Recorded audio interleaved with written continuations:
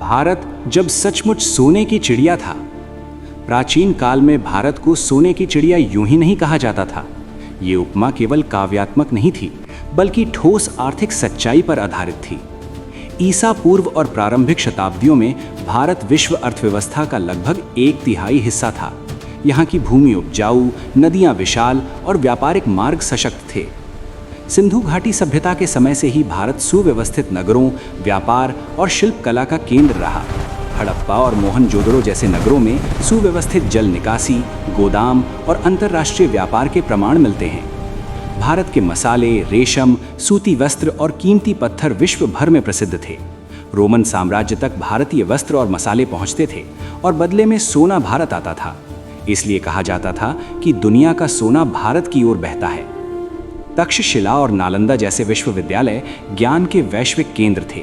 यहाँ केवल भारतीय ही नहीं, बल्कि चीन, कोरिया और मध्य एशिया से भी छात्र आते थे।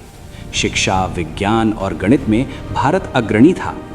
ये वो समय था जब भारत केवल धनवान नहीं, बल्कि सांस्कृतिक और बौद्धिक रूप से भी समृद्ध था। यही समृद्धि, यही वैभव और यही विश्वव्यापी प्रतिष्ठा उसे सोने की चिड़िया बनाती थी। मौर्य और गुप्त काल, स्वर्ण युग की नींव। भारत की समृद्धि का सबसे बड़ा आधार मजबूत शासन और सुव्यवस्थित प्रशासन था।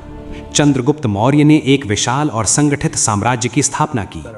उनके शासन में कर व्यवस्था स्पष्ट थी और व्यापार को संरक्षण मिलता था। अशोक के काल में भारत राजनीतिक रूप से एकजुट और आर्थिक रूप से शक्तिशाली था। सड़कों, व्यापार मार्गों और बंदरगाहों का विकास हुआ।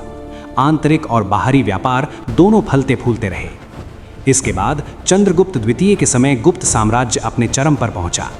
इस काल को भारत का स्वर्ण युग कहा जाता है। विज्ञान, गणित, खगोल शास्त्र और साहित्य में अभूतपूर्व प्रगति हुई। आर्यभट्ट जैसे गणितज्ञों ने शून्य और दशमलव प्रणाली को व्यवस्थित रूप दिया। भारतीय इस्पात, विशेषकर वुड्स स्टील, विश्व में सर्वोत्तम माना जाता था। भारतीय वस्त्र इतने महीन होते थे कि उन्हें वायु वस्त्र कहा जाता था। इस युग में भारत की संपत्ति केवल खजानों में नहीं, बल्कि ज्ञान, तकनीक और कुशल श्रम में भी थी।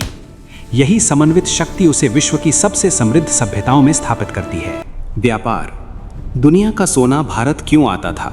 भारत की भौगोलिक स्थिति उसे प्राकृतिक व्यापारिक केंद्र बनाती थी।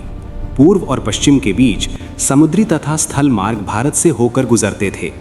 मलाबार तट और कोरोमंडल तट अंतर्राष्ट्रीय व्यापार के प्रमुख केंद्र थे। अरब व्यापारी भारतीय मसाले यूरोप तक पहुंचाते थे। काली मिर्च को काला सोना कहा जाता था।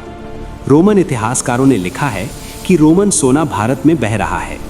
भारत से कपास, रेशम, नील, मसाले और हीरे निर्यात होते थे।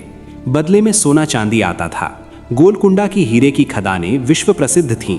कोहिनूर जैसे रत्न इसी भूमि से निकले। भारतीय जहाज निर्माण तकनीक उन्नत थी। बड़े समुद्री पोत दूर देशों तक जाते थे। व्यापार संतुलन हमेशा भारत के पक्ष में रहता था। यही कारण था कि विदेशी यात्रियों ने भारत को धन धान्य से परिपूर्ण बताया। यह उपमा अतिशयोक्ति नहीं, बल्कि आर्थिक यथार्थ थी। विदेशी आक्रमण, समृद्धि पर पहली चोट। भारत की अपार संपत्ति ने बाहरी शक्तियों को आकर्षित किया। 11वीं शताब्दी में महमूद गजनवी ने बार बार आक्रमण किए। उसका लक्ष्य शासन नहीं, बल्कि धन लूटना था। सोमनाथ मंदिर पर हमला भारत की संपत्ति का प्रतीक था। मंदिर केवल धार्मिक स्थल नहीं, बल्कि आर्थिक केंद्र भी थे। इसके बाद मोहम्मद गौरी के आक्रमणों ने राजनीतिक अस्थिरता बढ़ाई। हालांकि अकबर के समय फिर से प्रशासनिक स्थिरता आई और अर्थव्यवस्था मजबूत हुई। मुगल काल में भारत विश्व जीडीपी का लगभग 24% था। लेकिन लगातार युद्धों और आंतरिक संघर्षों ने आर्थिक ढांचे को कमजोर किया। फिर भी भारत की संपत्ति इतनी विशाल थी कि सदियों तक वह समृद्ध बना रहा। औपनिवेशिक काल। सोने की चिड़िया के पंख काटे गए। 17वीं शताब्दी में ईस्ट इंडिया कंपनी व्यापार के बहाने भारत आई। धीरे धीरे उसने राजनीतिक नियंत्रण स्थापित किया। प्लासी का युद्ध निर्णायक मोड़ था। इसके बाद भारत की संपत्ति व्यवस्थित रूप से बाहर जाने लगी। कच्चा माल सस्ते में लिया जाता और तैयार माल महंगे दामों पर बेचा जाता। भारतीय उद्योग, विशेषकर वस्त्र उद्योग, नष्ट होने लगा। ब्रिटिश नीतियों के कारण अकाल और आर्थिक संकट बढ़े। भारत, जो कभी विश्व अर्थव्यवस्था का केंद्र था, 20वीं शताब्दी तक एक गरीब उपनिवेश बन गया। यह पतन अचानक नहीं, बल्कि योजनाबद्ध आर्थिक शोषण का परिणाम था। आज का भारत, फिर से उड़ान की तैयारी। 1947 में स्वतंत्रता के बाद भारत ने पुनर्निर्माण की शुरुआत की। संसाधन सीमित थे, लेकिन क्षमता अपार थी। हरित क्रांति, औद्योगिकीकरण और तकनीकी विकास ने धीरे धीरे अर्थव्यवस्था को मजबूत किया। आज भारत विश्व की प्रमुख अर्थव्यवस्थाओं में शामिल है। सूचना प्रौद्योगिकी, अंतरिक्ष विज्ञान और स्टार्टअप क्षेत्र में भारत अग्रणी बन रहा है। भारतीय अंतरिक्ष अनुसंधान संगठन की उपलब्धियां वैश्विक स्तर पर सराही जाती हैं। भारत फिर से वैश्विक मंच पर अपनी पहचान मजबूत कर रहा है।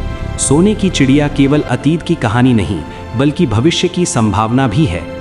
फर्क बस इतना है कि आज का सोना ज्ञान, नवाचार और आत्मनिर्भरता में छिपा है।